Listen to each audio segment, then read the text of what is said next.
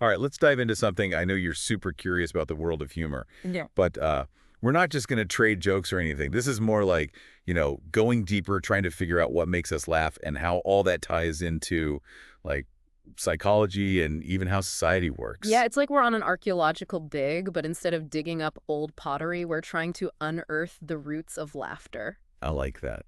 Hmm. So, where do we even begin with something as, well, slippery as humor? I mean, what kind of stuff are we looking at here? Well, we've got some pretty fascinating sources to work with. We've got academic papers on humor theory, sociological analyses of like who becomes the target of jokes, and even, believe it or not, some insights into how laughter evolved.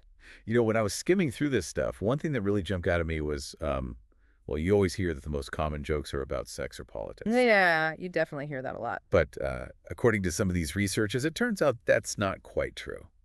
The most common type of joke is actually about stupidity. That is interesting. Why do you think that is? Well, that's what we're here to explore, right? Mm-hmm. I mean, there's got to be something deeper going on. There's some underlying reason why we find it so funny to laugh at someone else's, well, dumb mistake. There's a lot to unpack there. But maybe before we get into the why of it all, we should step back and think about the very nature of laughter itself. Okay, so back to basics. What is laughter, really? Is it just a physical response like a reflex, or is there something more going on, something cognitive, I guess? Well, one of the sources mentions this guy from the 1800s, Herbert Spencer, who believed that laughter was basically a way to release nervous energy. Oh, interesting. So like a pressure valve letting off steam? Yeah, kind of like that. But I get the feeling that modern theories have moved beyond that purely physical explanation, right? Definitely. The focus now is more on how our brains process humor, how we perceive and understand it. So less about what our bodies are doing and more about what's happening in our heads. Exactly. One of the most popular theories these days revolves around this concept of incongruity. The basic idea is that we laugh when we encounter something that's unexpected, something that doesn't fit our existing schemas. Okay, so like if you're walking down the street and see someone trip and fall, that sudden unexpected movement is what can trigger laughter. Yeah, that's a good example. It's that sudden shift from what we expect to what actually happens that creates this sense of surprise or incongruity that leads to laughter. But here's a question. Is it just the surprise itself that's funny, or does that incongruity need to be resolved in some way for a joke to really land? Ah, that's a great question, and one that humor theorists have been debating for a long time. Some argue that resolution, that aha moment where the incongruity makes sense, is crucial for humor. Others say the humor can reside in the absurdity itself, the unresolved tension between expectation and reality. So it's not a simple formula like setup and punchline. Not always. Humor can be surprisingly complex. And it's not just about individual responses either. It's deeply intertwined with social structures and the power dynamics within them. That reminds me of this idea of hyper targets that I came across in one of the articles. Oh, yeah, that's a fascinating concept. What about it caught your attention? Well, it's this idea that some targets become so dominant in jokes that they become a kind of lens through which society views them. It's like they're constantly being held up to ridicule, often for the same reasons. Right, like how the sociologist Christie Davies points to the Soviet Union as the ultimate example of a hyper-target. Under such a restrictive regime, almost every joke was a political statement. It was a way for people to express dissent and criticize the government without, getting into too much trouble. So it's like humor becomes a form of rebellion, a way to speak truth to power, but under the guise of laughter. Exactly. And Davies also talks about how certain groups become targets of jokes because of perceived asymmetries. Asymmetries. Yeah, imbalances of power or social status. He gives the example of French sex jokes. Not that we endorse any of those stereotypes, of course, but just to illustrate the point. Right, of course. The idea is that these jokes stem from historical perceptions of France, having a more open attitude towards sexuality or even a more dominant sex industry compared to other countries. Again, we're not taking any sides on whether that perception is accurate or not. No, I get it. It's about the perception itself, how it shapes the humor. Precisely. This perceived advantage, or whatever you want to call it, becomes the source of the humor, the basis for the joke. So those perceived imbalances, whether they're real or imagined, can be fertile ground for jokes. That's interesting. And I guess that applies not just to nations, but also to groups within a society, right? Like Davies mentioned lawyers and certain ethnic groups as common joke targets as well. Yeah, it is fascinating how humor can expose these underlying social anxieties, these perceived differences between groups. It's almost like a pressure valve, allowing people to vent about these things without directly confronting them. It makes you wonder, right? If humor can be this tool for like social commentary, for pointing out these imbalances and stuff, does that mean it's always a force for good? That's a good question. I mean, it seems like it could go either way, right? Mm-hmm. On one hand, it can be a way to challenge the status quo, expose hypocrisy, all that.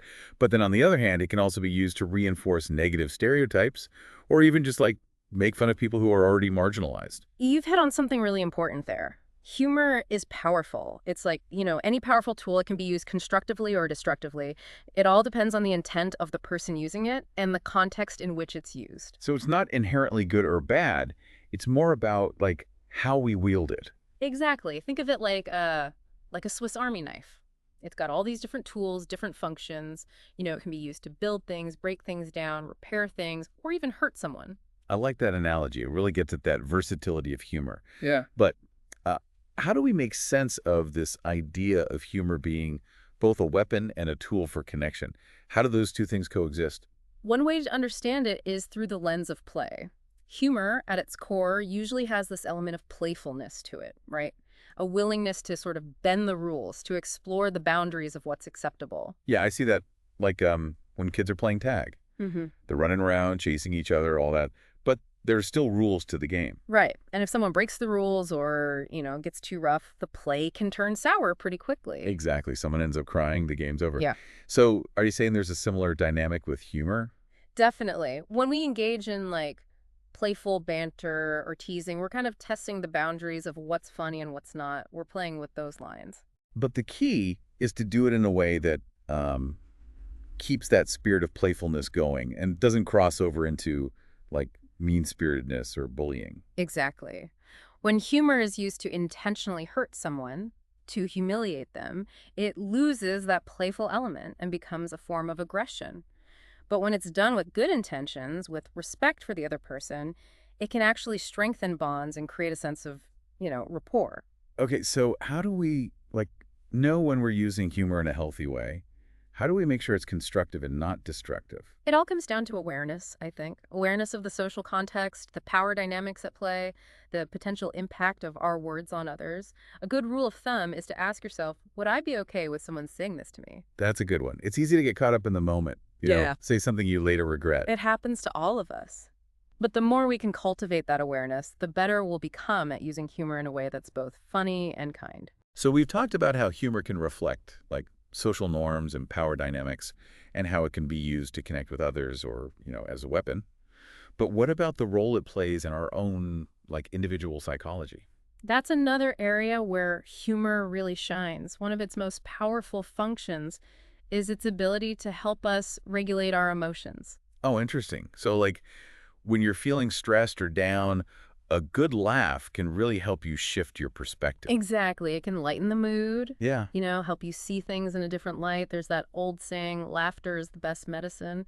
And there's actually some truth to that. Really? Yeah, studies have shown that laughter can release endorphins, reduce stress hormones, and even boost your immune system. Wow. So there's actually scientific evidence to back up the claim that laughter is good for us. There is. And beyond those physiological benefits, humor can also serve as a powerful coping mechanism, psychologically speaking. How so? Well, it allows us to distance ourselves from difficult situations, to kind of find the absurdity in the pain, and to maintain a sense of hope, even when things are tough. Like when you trip and fall in public, and instead of getting all embarrassed, you just laugh it off. Exactly. That laughter helps you reframe the situation to kind of minimize the sting of the mishap. It's like saying, okay, that was awkward, but I'm not going to let it ruin my day. Exactly. And that ability to reframe, to find the humor in challenging situations is such a valuable skill for navigating, the ups and downs of life.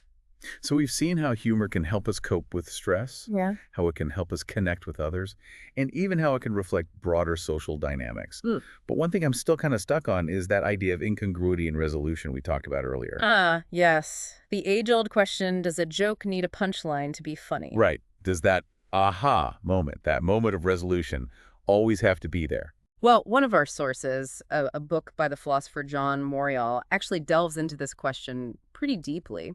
And what he suggests is that it's not always a simple case of one interpretation replacing another. So it's not like solving a puzzle where you finally find the missing piece and everything clicks into place. Not necessarily. Morreall argues that sometimes the humor lies in holding those two incongruous ideas in our minds simultaneously, in embracing the absurdity and the ambiguity. Okay, I think I'm starting to get it. It's like those optical illusions where you can see two different images depending on how you look at it. The humor is in that shift in perspective, that ability to see both interpretations at the same time. You got it. And that's where that element of playfulness comes back into play.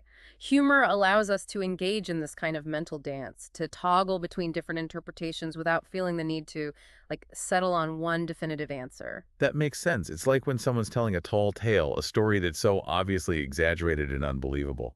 Right. The humor isn't in trying to figure out what's true or false, it's in enjoying the absurdity of it all, letting go of logic for a bit. Just going along for the ride. Exactly.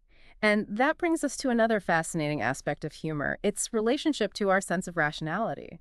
Because as much as we like to think of ourselves as, logical beings, humor often reveals those cracks in the facade, the ways in which our thinking can be illogical, irrational, or even just silly. So are you saying that embracing humor is kind of a way of embracing our own fallibility, our own imperfections? I think there's something to that. And it ties in with another concept that Morreall explores. This idea that humor can be a form of self-discovery. It can help us confront our own biases, our own assumptions, and even, our own stupidity. Wait, so you're saying that those jokes about stupidity we talked about earlier, they might actually be a way for us to grapple with our own, intellectual shortcomings? That's a pretty mind-blowing thought. It is, isn't it? It really speaks to the depth and complexity of humor.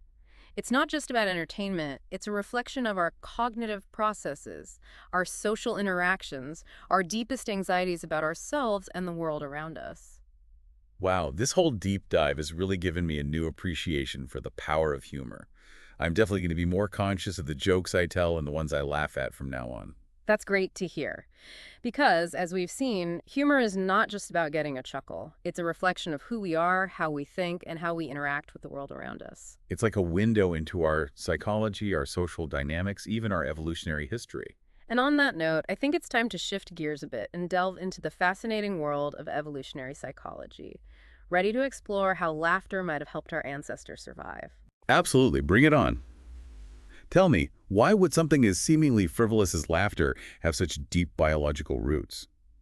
Yeah, it's kind of weird to think about, right? Something we associate with having fun, with amusement, being so deeply rooted in our biology. Like, what's the evolutionary advantage of, cracking a smile? Well, a few researchers, guys like Matthew Hurley, Daniel Dennett, and Reginald Adams Jr., have put forward some pretty interesting theories about this whole thing. They suggest that laughter and humor in general might have actually been crucial for the survival of our early ancestors. Okay, now you've got me curious. How could laughter help with survival? It's not exactly a weapon you can use to fight off a predator, right? No, not in a traditional sense, but think about it. Those early humans, they were facing some serious challenges, constantly on edge, worried about predators, navigating complex social hierarchies, and needing to cooperate just to, stay alive. Yeah, it must have been rough back then. It was. And in that kind of environment, laughter has been a really powerful tool for building social bonds, diffusing tension, and even signaling safety within a group. So a way of saying, hey, we're cool here, everything's fine, no need to freak out. Exactly. Imagine a group of early humans, right? They come across a potentially dangerous situation. A sudden burst of laughter could have helped to calm everyone down, reinforce that sense of group unity, and maybe even signal to any predators looking around that, hey, we're a tight-knit bunch, not easy targets. Kind of like a collective sigh of relief. We got this, but without actually saying it. Right. But then the question becomes, how did we go from those primal bursts of laughter to the more sophisticated forms of humor we have today? I mean, we've come a long way from just reacting to someone slipping on a banana peel. We tell jokes, we make puns, we engage in all sorts of witty banter. It's definitely not just about physical comedy anymore. Exactly. And the researchers suggest that as humans evolved, developing language and these increasingly complex social structures, our sense of humor evolved right along with us. So as our brains got bigger, so did our capacity for humor. You could say that. That capacity for abstract thought, for symbolic communication, for more nuanced social interactions. It all fed into our ability to find humor in, well, more complex and subtle things. So instead of just laughing at someone tripping, we started joking about politics, religion, Yeah. social norms, all those big abstract ideas. Precisely. And it's interesting because that brings us back to those jokes about stupidity we talked about earlier. If humor evolved as a way to, like, signal intelligence to show off our social smarts, why do we find it so funny to laugh at someone else's blunder? It's a good question. It seems kind of counterintuitive, right? It does. But remember that concept of incongruity we were talking about? We laugh when something violates our expectations. And seeing someone make a silly mistake, especially one that seems obvious in hindsight, well, it kind of taps into that. It's like, wait, how could you not see that coming? Plus, it probably makes us feel a little bit superior too, right? Like, well, at least I wouldn't do that. There might be an element of that at play as well. It's a way of reassuring ourselves that we're not the ones making the dumb mistake. But, and this is important, we got to remember that humor can be a double-edged sword. While laughing at a silly mistake can be harmless, using humor to constantly put others down or make them feel stupid, that's a whole different ballgame. Yeah, like using humor to reinforce negative stereotypes about a particular group. That's just not cool. Not at all. And I think that brings us to one of the most important takeaways from our deep dive today. Humor is a powerful form of communication. And like any form of communication, it can be used for good or for bad. So it all comes down to intention and awareness, Yeah, right? exactly. Being mindful of the social context, understanding the potential impact of our words, and using humor in a way that uplifts rather than degrades, that's the real key to harnessing the true power of humor. Well, I know I've definitely learned a lot today. This whole deep dive has really changed the way I think about humor. I'm glad to hear that, because as we've seen, humor is so much more than just entertainment. It's a reflection of who we are, how we think, and how we relate to the world around us. It's a window into our psychology, our social dynamics, our evolutionary history. Who knew there was so much to unpack in a simple laugh? Right.